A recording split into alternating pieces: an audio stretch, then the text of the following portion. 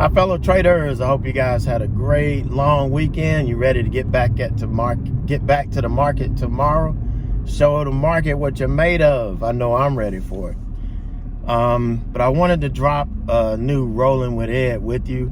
I had a conversation with a couple of traders that were actually interviewing me to be their mentor. And I thought that was pretty interesting. And it opened my eyes up to a lot of stuff that we take for granted sometimes in trading that I already knew, that I just haven't brought to the surface in several years. But, you know, I really feel like whenever you're choosing a teacher or a mentor or a community, a learning community, you know, that's an investment in your future. And you have to look at it as that. You know, you have to look at it as an investment. And that's the way they were looking at it. And they told me, it's like, look, you know, we talked to different people and, you know, we know the failure rate's over 90%. But there's over 90% of the people saying the same thing. So we don't want to get involved with that. You know, we're looking for somebody that's, you know, has the rest of the story. And that's basically what they told me. And it was really interesting, the process. And so one thing came out of that conversation that I want to base this Rollin with Ed on. And it's your win rate versus profitability. Because even them, along with a lot of other people, the first thing they asked me is, Ed, what's your win rate? You know, what's your win rate? I don't really care because I already know that's not important. But, you know, what really hit home was I just had a conversation with the trader, one of the traders I worked with on Saturday. And he was so excited because he had 2 months full of all of these green days. He had a 78% win rate, and he was just going crazy. And then he said, you know, now it's time for me to start making money. And I'm like, what? You know, you should be making money. 78% win rate, you should be making money. But the reality is, we started looking at his trades, and he's cutting his winners off. As soon as he's seeing some green, he's cutting it off. And so I'm telling him, I'm like, it looks like you're trading your P&L. No, I'm not looking at it. Then finally he admitted, yeah, that's what he's doing.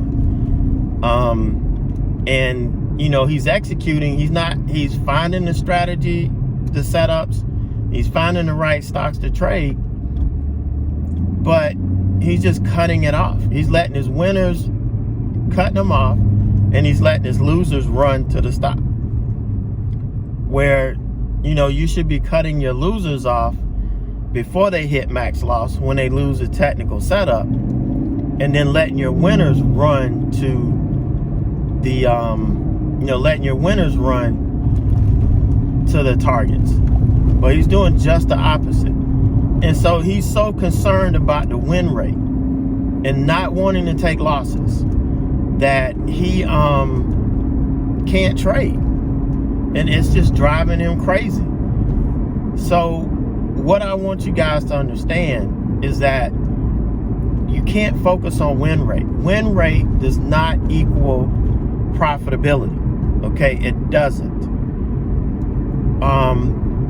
Risk reward. You could throw risk reward in that. You know, just because you have a high win rate doesn't mean you have good risk reward. You don't.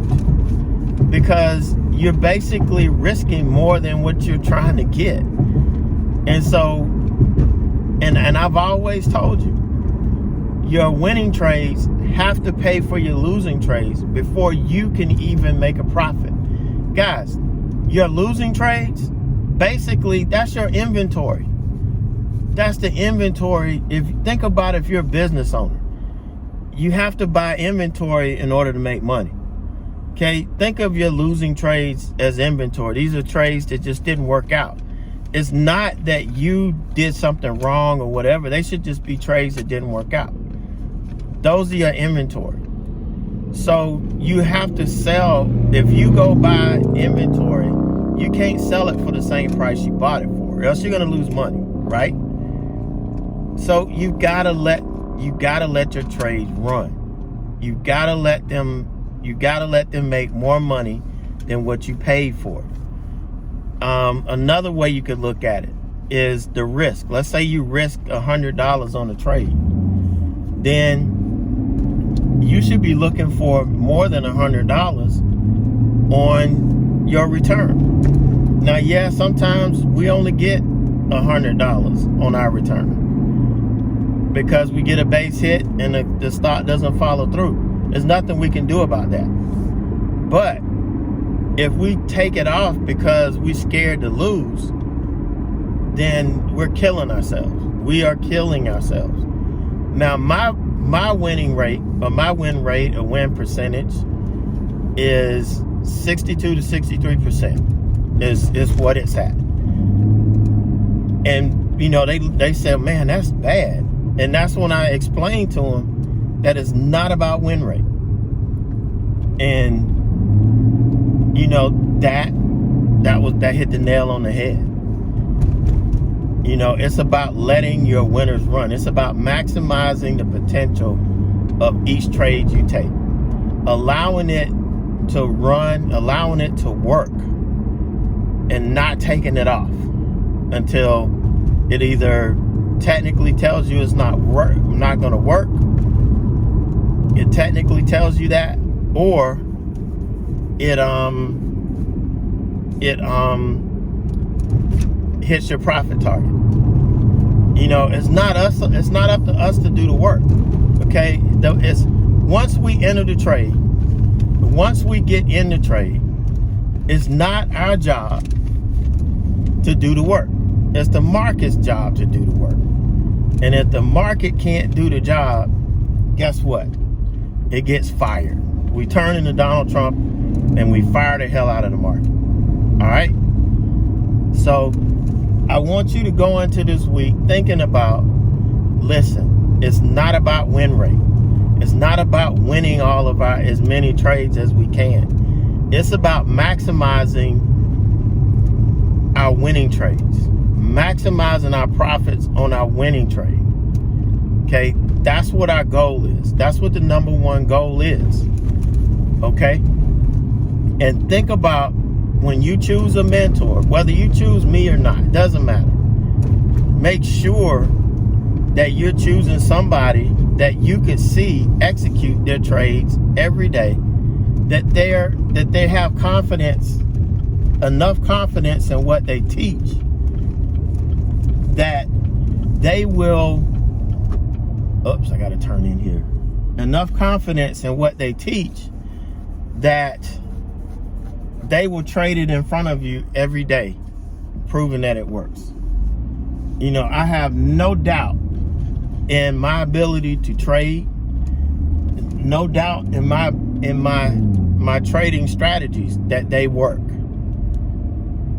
Okay, no doubt at all.